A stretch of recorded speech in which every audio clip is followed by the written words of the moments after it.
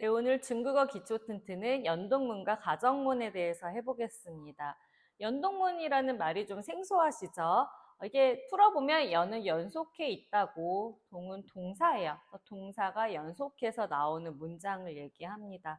가정문은 아시죠? 뭔가 만약 뭐뭐 한다면 뭐뭐 할 것이다 라는 문장입니다. 자, 먼저 연동문 먼저 보시면요.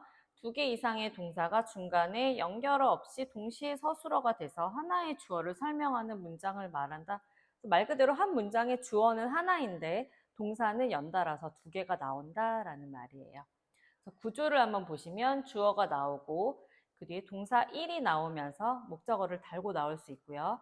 동사 2가 나오면서 단독으로 나올 수도 있고 목적어를 달고 나올 수도 있고 뭐 이런 식으로 동사 1과 동사 2 이런 식으로 연달아서 동사가 나오는 문장을 얘기합니다.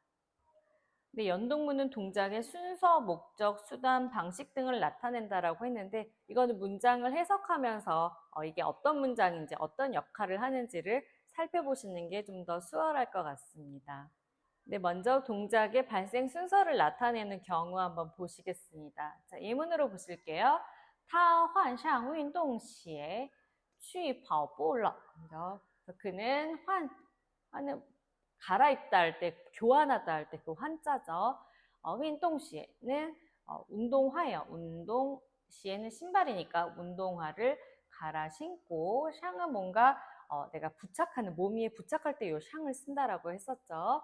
그래서 방향부호가 되겠고요. 그래서 그는 운동화를 갈아 신고서 취跑步, 취는 가다,跑步는 뛰는 거예요. 그래서 달리기 하러 갔어요. 그는 운동화를 바꿔 신고 뛰러 나갔습니다. 라는 말로. 요거는 발생 순서예요. 운동화를 갈아 신는 게 먼저고 운동화를 갈아 신은 다음에 달리기를 하러 나간 거기 때문에 이건 순서를 나타내요. 중국어는 보통 어순이 이렇게 됩니다. 먼저 발생한 거는 먼저 얘기하고 나중에 발생한 건 나중에 얘기하는 요 순서를 머릿속에 잘 기억해 놓으시면 좋을 것 같아요. 자, 2번 보실게요. 2번은 뒷동작이 앞동작의 목적을 나타낸다. 그래서 앞동사로 라이나, 라이가 이렇게 나왔네요. 가나짠 이렇게 생겼죠? 라이나 취가 주로 쓰인다. 라는 거죠. 자, 라이는 오다고 취는 가다예요. 한번 보실게요. 我们去商店买东西. 우리는 去商店 상점에 가다,買东西 물건을 사다. 그죠? 우리는 상점에 가서 물건을 산다라는 말이고 사실 상점에 가야 물건을 살 수가 있는 거죠. 그리고 우리말로 해석하면 물건 사러 상점에 가요라고 얘기를 하지만 중국어는 아까 말씀드린 것처럼 일이 발생한 순서대로 얘기를 해야 됩니다. 상점에 가야 물건을 살 수 있기 때문에 이렇게 얘기하지만 우리말로 예쁘게 해석을 할 때는 물건 사러 상점에 가요. 이렇게 얘기를 한다라는 거. 근데 굳이 우리가 수업 목적이나 중국어를 활용하는 측면에서 발생 순서를 나타내니 목적을 나타내니 이렇게 막 구분해서 외울 필요는 없습니다. 해석을 한번 해보고 이거는 목적을 나타내겠구나 라고 그냥 스스로 생각해보고 분류해보면 되는 겁니다. 자, 3번 보시면요. 앞동사가 동작의 방식을 나타낸다. 첫 번째 예문 보시면 他用手机查新闻. 그는 용은 사용하다죠.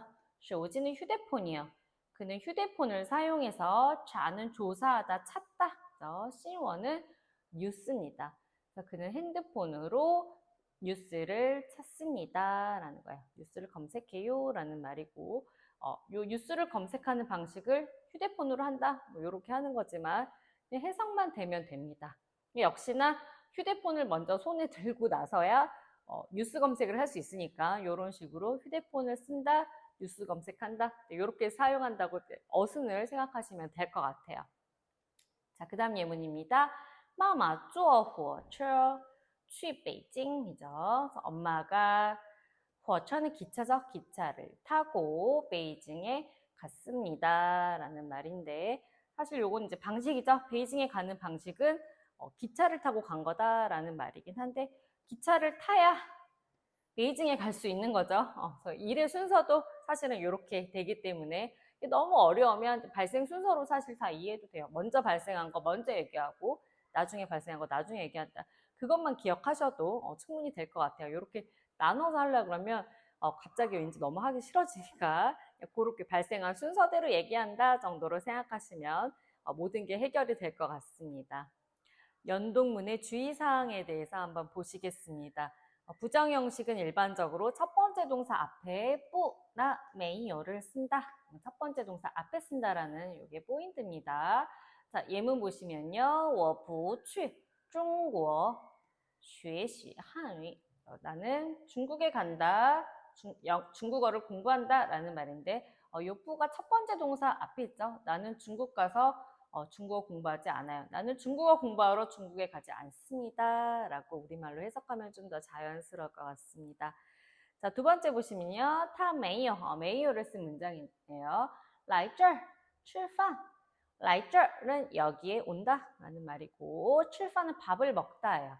그래서 그는 밥 먹으러 여기에 오지 않았어요 라는 말이고 역시나 첫 번째 동사 라이 앞에 부정어가 들어가는 이런 케이스가 되겠습니다. 다음 보시면 정반 의문문의 경우 첫 번째 동사를 긍정, 부정 이런 형식으로 하거나 문장 마지막에 부정부사가 온다.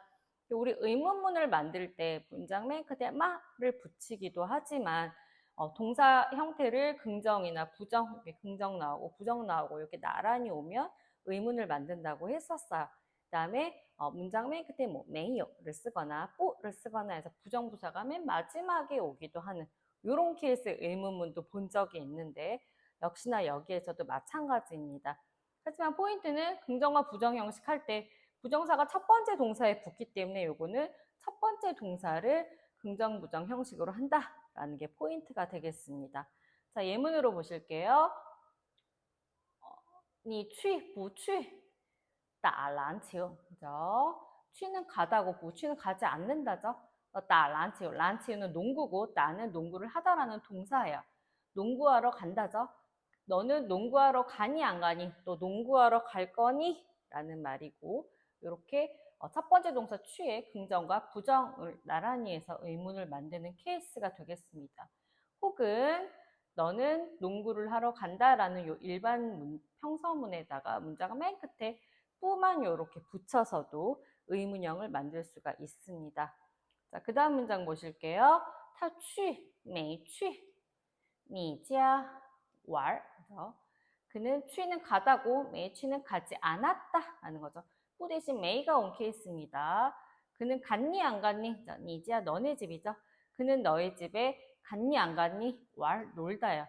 그는 놀러 너네 집에 갔니 안 갔니? 너네 집에 놀러 갔어 안 갔어? 이런 거죠. 너네 집에 놀러 갔니? 라는 말이고 요거 역시 위에 거랑 똑같이 그냥 그는 너네 집에 놀러 갔어 라는 말 뒤에 요거는 메이니까 여기는 메이요를 이런 식으로 문장 맨 끝에 붙여줌으로 인해서 의문을 만들 수 있는 이런 경우를 다 보여주고 있습니다.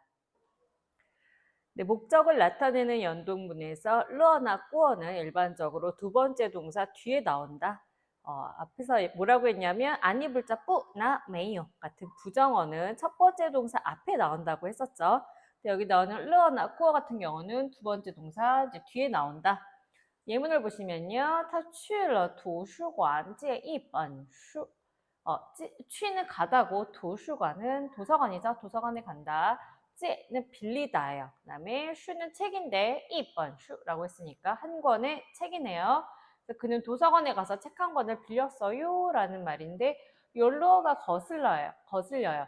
이렇게 동사 원과 동사 투가 이렇게 연달아서 나올 때 뿌는 요 앞에 나오지만 러는 두 번째 동사 뒤에 나온다. 이렇게 바꿔야 되겠죠. 他去图书馆借了. 두 번째 동사 뒤에 이렇게 붙이는 게 맞는 문장이 되겠습니다. 그는 도서관에 가서 책 한 권을 빌렸어요. 자, 두 번째 문장입니다. 他来过找你 이렇게 됐죠. 라이는 뭐냐면 오다고,找는 찾다예요. 너죠. 그는 와서 너를 찾았다라는 말인데 이 과거 경험을 나타내는 꾸어 역시 두 번째 동사 뒤에 오는 게 맞습니다. 맞는 문장 他来找过你 그는 와서 너를 찾은 적이 있다. 그는 너를 찾으러 온 적이 있다. 라는 말입니다. 이렇게 르어나 꾸어 같은 경우 두 번째 동사 뒤에 나온다라는 걸 기억하시면 좋을 것 같습니다. 다음 가정문입니다. 가정문은 만약 뭐뭐 한다면 뭐뭐 할 것이다 라는 가정을 나타내는 그런 문장이 되겠습니다. 기본적으로 많이 쓰이는 말은 如果 하고 要是 이 두 가지가 많이 쓰이고 如果的话要是的话이렇게 호응해서 많이 쓰기도 하고요. 이렇게 만약에 뭐뭐 한다면 곧 뭐뭐 할 것이다 라는 의미에서 두 번째 구에서는 就를 많이 씁니다. 예문을 통해서 보시는 게 나을 것 같아요. 첫 번째 예문 보시면 如果累了 혹은 要是累了就休息一下. 如果만약에 要是 만약에 累는 피곤하다요. 만약에 피곤하다면 곧 뭐 하냐면 休息 쉬다 휴식이죠. 이 시야는 좀 뭐뭐 하다예요. 만약에 피곤하다면 좀 쉬세요 라는 말이네요. 이렇게 如果 혹은 要是랑 찌우 이렇게 호응해서 나온 요 문장 구조를 좀 봐두시면 좋을 것 같습니다. 자, 두 번째 의문입니다. 如果你不来的话要是你不来的话就告诉我一声. 만약에 네가 不来, 라이는 오다고 不来는 오지 않는다죠. 뭐뭐더화 뭐뭐 한다면이죠. 만약에 네가 오지 않는다면 就 바로 뭐냐면 告诉는 말하다요. 누구에게? 나에게 말을 좀 해라. 이 청은 한마디인데 그래서 좀 정도로 해석하면 될 것 같아요. 좀 말 좀 해줘. 만약에 네가 못 온다면 나에게 말을 좀 해줘 라는 말입니다. 세 번째 문이에요. 你有时间的话来我家坐坐. 요 시간 시간이 있다자. 네가 시간이 있다면 앞에 如果나 要是가 없어도 또 화가 있기 때문에 이거 가정을 나타내는 말이구나. 만약에 네가 시간이 있다면 来我家 우리 집에 온다. 우리 집에 와서 쭈어 좀 앉아 있다가 좀 앉아라 말이야. 시간이 있다면 우리 집에 와서 좀 앉아라. 좀 앉아 있으러 우리 집에 와라 라는 말입니다.